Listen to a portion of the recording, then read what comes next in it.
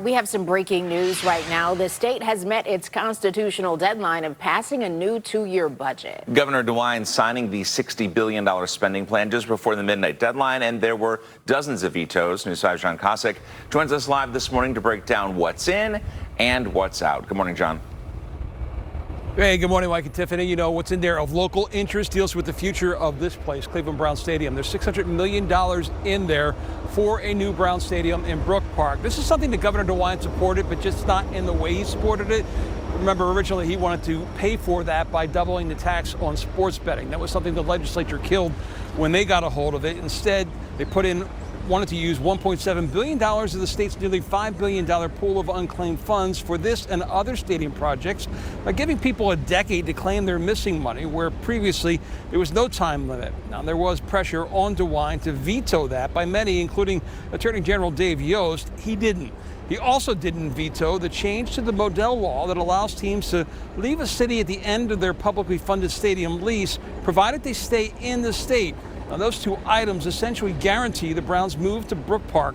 Another item that survived the governor's possible veto was the GOP's proposed flat income tax of 2.75%, meaning those earning over $100,000 a year will no longer have to pay 3.5%.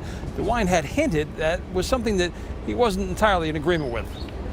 Not one time did a company say, I can't come to Ohio because your income tax is too high. We'd have to look at what the consequences are and what impact that might have on our ability to fund education. And that was something that the governor talked about further last night, and he will go into further detail a little bit later today when he holds a news conference at 10 o'clock to talk about this 2-year spending plan. Well, John, we also want to talk to you about libraries. The governor also issued the largest number of vetoes since becoming governor in 2019, and one of those vetoes would have forced changes at Ohio libraries related to the display of certain materials. This is something you touched on right here on GMC yesterday.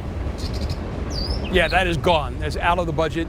One of the 67 line item vetoes that the governor issued last night. We talked about it yesterday, as you mentioned. There was a full court press on Governor DeWine to remove from the budget this particular piece of legislation that would require public libraries to segregate materials related to sexual orientation or gender identity, to guarantee that they were not visible to anyone under the age of 18. Language the Ohio Library Council had called dangerously vague and ultimately unworkable, something that would have taken years pretty much to put into effect and millions of dollars to enforce. Governor DeWine vetoing that last night. Again, he will get into more detail on that particular item, and the other 66 items he vetoed a little bit later this morning. Mike and Tiffany? Yeah, we'll be watching that one closely. Thanks, John. Some of the other things the governor vetoed include rejecting the lawmakers' plan to limit how much school districts could carry over in revenue to 40%.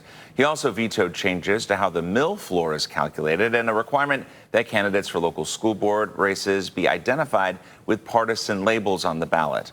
The governor also axed educational savings accounts for students who attend non-chartered religious schools. And he eliminated a requirement that Ohio lawmakers decide if public universities are entitled to $75 million based on their compliance with Senate Bill 1.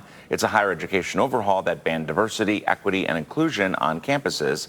Instead, the DeWine administration will oversee compliance with the new law.